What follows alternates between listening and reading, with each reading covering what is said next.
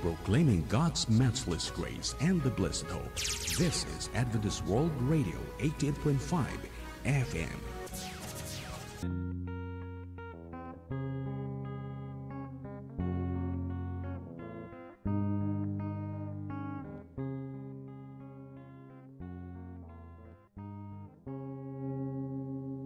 No iti sa paapo mangegmotimeko. Isang magandang umaga po sa ating pong lahat. Umabot naman po ang ating pong oras upang magkaroon ng pag-aaral ng salita ng Diyos sa ating pong programa, devotional, morning devotional. Sa umagang ito, mga kaibigan at mga kapatid, akin pong hihilingin ang lahat na kung ano man po ang inyo pong ginagawa, ano man po ang inyo pong pinagkakabisihan, iniimbitahan po namin kayo na panandalian mo muna tayong magkaroon ng panahon upang unahin natin ang salita ng Diyos. Bago po ko tuluyang simula, imbitahan ko po ang lahat at tayo po ay manalangin. Nakilang Diyos na makapangyarihan sa lahat, sa oras na ito, kami po ay nagpapasalamat. Binigyan niyo kami ng pagkakataong makita, maramdaman ang iyong patuloy na pag-ibig at pagbantay sa bawat isa sa amin. Samantalang kami po ay mag-aaral ng iyong salita, bigyan kami ng makalangit na akalaman.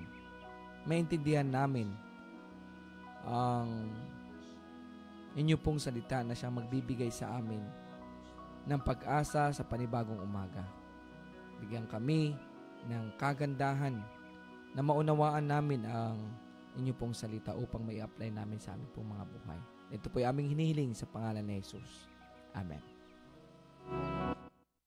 This is your Adventist World Radio.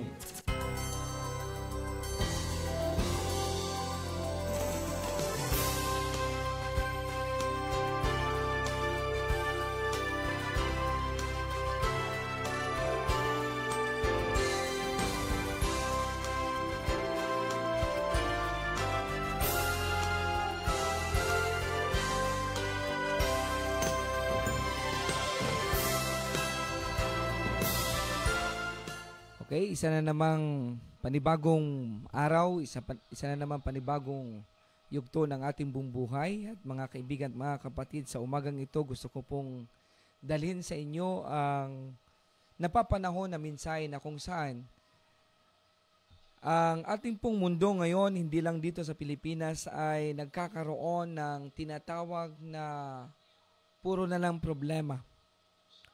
Kaya sabi ko kanina, napapanahon dahil ito po ang magbibigay sa atin, mga kaibigan at mga kapatid, ng panibagong pananaw at panibagong pag-asa sa kabila ng mga pangyayari sa ating pong buhay. Kung ang inyo pong naririnig at nakikita sa mga telebisyon, naririnig nyo po sa radyo, mga balita, na kung saan ito'y nagpapahiwatig na puro na lang problema ang ating pong naririnig at nakikita sa pamamagitan ng mga kalamidad, mga pangyayari na minsan pa ikaw ay malulungkot. But praise be to God, mga kaibigan, mga kapatid, sa oras na ito, marami sa atin ang sana'y magpasalamat sa Panginoon dahil maraming mga lugar ngayon, particular sa Isabela, Cagayan, Marikina, sa Maynila, at parte ng Luzon na nagkakaroon ng hindi magandang pangyayari.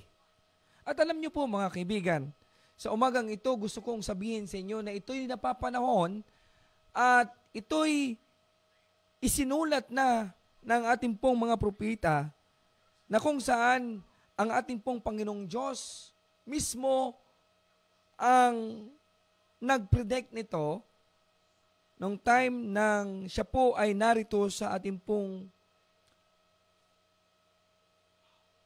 sanlibutan. At itong mga palatandaan, mga kaibigan at mga kapatid, ay napapanahon din para tayo po ay magising, napapanahon upang tayo ay magkaroon ng paghahanda sa kanya pong malapit na pagdating. Ating pong pag-aaralan, mga kaibigan, mga kapatid, muli ang aklat ni San Mateo na kung saan ito'y matatagpuan sa versikulo 24 at sisimulan ko po sa 3. Ang sabi dito, ito ang palatandaan sa manatatapos na mga araw. Now, as he sat on the Mount Olives, the disciple came to him privately, saying, "Tell us, when will these things be? And what will be the sign of your coming and of the end of the age?" And Jesus answered and said to them, "Take heed that no one deceive you. For many will come in my name, saying, I am the Christ, and he will deceive many. And you will hear wars and rumors, and things must come to pass, and the end is not yet. For the nation will rise against nation, and the kingdom against kingdom, and we will be famines, pestilence, and earthquakes, and in various places. In this of the beginning of sorrow. Then they will deliver you of tribulation and kill you, and you will be hated by all nations by the name sake." Maraming mga palatandaan, mga kaibigan. Earthquakes, pestilence, maliban sa ating pong kinakaharap na pandemya, mga kaibigan, mga kapatid, ito ay isa sa mga hindi pa nasusugpo hanggang sa ngayon. Mayroon na namang mga kalamidad ang ating pong kinakaharap.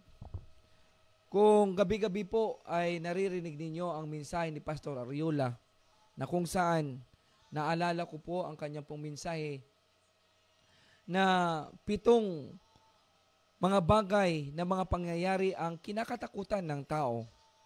At gusto ko pong idiin sa inyo ng aking pong reflection doon na gusto kong mabigyan ng isa sa pinaka-main point ng ating pong devotional ngayon. Narinig natin, nakita natin na ang mga kalamidad, natural na mga disaster, ang mga pangyayari na kung saan ay siya nawa ang magbibigay sa atin ng pampagising sa ating pong mga buhay. Na kailangan natin magkaroon ng tunay na pakikipagrelasyon sa ating Panginoon sa huling mga araw na ito. Alam nyo, sinabi ni Pastor Ariola na ang iba ay kinakatakutan nila ang mga nangyayari ngayon. Maliban sa mga takot na kung sila'y mamatay, takot din na madatnan nila o ma-experience nila ang mga pangyayari na nangyayari sa buong mundo. Pero gusto kong idiin sa inyo, mga kaibigan at mga kapatid, ang isa sa mga solusyon ng ating Panginoon na ibinigay po sa atin ng kasulatan na dito sa lupa, wala po tayong kasiguraduhan. Wala po tayong seguridad. Wala po tayong makikitang mapupuntahang lugar upang tayo po ay magiging sigurado ang ating pong buhay. At aking pong napag-alaman, maraming mga tao, bilyonaryong mga tao, mayayaman na mga tao, na gusto nila na pumunta, magastos ng maraming pera upang maihiwalay sa lupang ito. Ang iba ay pumupunta, nagpaplano na pumunta ng ibang mga planeta. Pumunta ng ibang lugar na kung saan naging safe sila. Pero sasabihin ko sa inyo, dito sa mundong ito, walang kasiguraduhan. Maliban ng ating pong Panginoong Diyos, kung mayroon po tayong pananampalataya sa Kanya, Mayroon po tayong malaking pag-asa sa Kanya nang nakasabi doon sa Kanya pong salita sa John 14:1-3 na ang sabi doon ay huwag kayong magulumihanan, huwag kayong mangamba, huwag kayong matakot. Let not your heart be troubled. You believe in God, believe also in me. In my Father's house are many mansions. Alam niyo mga kaibigan, ang mansion na yon, yun ang lugar na kung saan inihanda sa atin ng ating Panginoon upang kung sino man ang magkaroon ng pananampalataya, sino man ang magkaroon ng pagkakakilanlan sa ating pong Panginoon ay may kasiguraduhan na mapapasama doon. At alam ko, mga kapatid, na walang ibang ninanais ng ating Panginoon na ikaw at ako ay maisama doon sa lugar na yon na kung saan hinding-hindi ka mangangamba, hinding-hindi ka mahihirapan, hinding-hindi ka mababaha, hinding-hindi ka malalandslide, hinding-hindi ka magkakaroon ng anumang mga problema dahil magiging kasama natin ang ating Panginoon. Kaibigan ko, gusto kong sabihin sa inyo na ang ating pag-asa ay walang iba kundi ang ating Panginoong Diyos. Dahil siya ay naghanda sa atin ng lugar na kung saan ikaw at ako'y magiging kasama niya. At doon, ang ibinanggit ng ating pong propetang si Juan Revelador, na isinulat niya doon sa Revelation 21 verse 4, na doon ay wala ng pag-iyak, doon ay wala ng sakit, wala ng pandemya, wala ng problema, wala ng mga ano-anumang mga bagay-bagay na nagbibigay sa atin ng malaking problema na pinapasaan natin, na nararanasan natin sa araw-araw na ating buhay. Mga kaibigan, doon ay makakasama natin puro pag-asa, puro mga kasiyahan ng ating pong mararanasan at hindi na puro kapighatian. Kaya huling sasabihin ko sa inyo na ang assurance ng ating Panginoon, ang sabi niya, ang objeto ng ating Panginoon, ikaw at ako ay maibalik sa ating pong relasyon, maibalik sa ating pong ugnayan sa ating Ama. That's why, ang sinabi niya sa John 3:16, ang sinuman magkaroon ng pananampalataya sa akin ay magkaroon ng buhay na walang hanggan. For God loves you. For God loved this world. Kaya ang nanais ng ating Panginoon, ikaw ay makasama natin. Tayong lahat ay makasama ng Panginoon. Kaya sa kauli-hulihan, sabihin ko sa inyo, ang susi ng ating pong kasiguraduhan, ang susi ng ating pag-asa, walang iba kundi ang ating Panginoon at ang ating pananampalataya. Kasasabihin ko sa inyo sa umagang ito, do you have a relationship with your God? Do you have a good intention na kung saan kikilalanin mo ang ating Panginoon? Kaibigan, sa umagang ito gusto kong mag-appeal sa inyo. Gusto kong iparamdam sa inyo, ang ating Panginoong Diyos ay nag-iimbita, nangangamusta, na kung saan ikaw at ako ay sigurado ba na may relasyon tayo sa ating pong Panginoon. Ikaw at ako ay may kasiguraduhan ba? Alam natin sa ating pong mga sarili kung mayroon po tayong pananampalataya sa ating Panginoon. Kaya sa umagang ito, sabihin ko sa inyo, at ako'y magtatanong sa inyo, mayroon ka ba? Mayroon ka bang relasyon sa ating Panginoon? Mayroon ka bang ninanais o pinapangarap na makakasama mo ang ating Panginoon? Marahil marami tayong mga mahal sa buhay na gusto nyong makita sa pagdating ng panahon. Or nais mo ba sa sarili mo na magkaroon ka ng pagkakataon na maranasan ang panibagong pag-asa? pag-asa na masusumpungan natin sa ating Panginoon. Ikaw ba, kapatid, ay gumagawa pa ng mga bagay-bagay na hindi sang-ayon sa Panginoon? Ikaw ba, kapatid, ay nag-i-struggle na maging ang ating pong buhay ay hindi natin makaya na ipalapit sa ating Panginoon? Tinatawagan ka ng Panginoon, isuko mo ang iyong buhay habang may panahon pa. Ano ba ang inaantay mo? Ipagkaloob mo sa sarili mo, tulungan ka ng Panginoon na magkaroon ng oras sa pag-aaral ng Kanyang salita. Alamin mo ang plano ng Panginoon sa pamamagitan ng pag-aaral mo ng salita ng Panginoon Diyos, ang Biblia. Kaya sa oras na ito, babasahin ko ang huling teksto na sinabi ni Apostol Pablo na isang warning din para sa atin. Ang sabi niya sa 2 Corinthians 13 verse 5, suriin mo ang inyo pong sarili kung ikaw ba ay nasa panampalataya pa. Suriin mo ang iyong sarili. At kung magkagayon, i-test mo kung ikaw ba ay may karoon pa ng pananampalataya sa Diyos, sa ating Panginoong Yesus.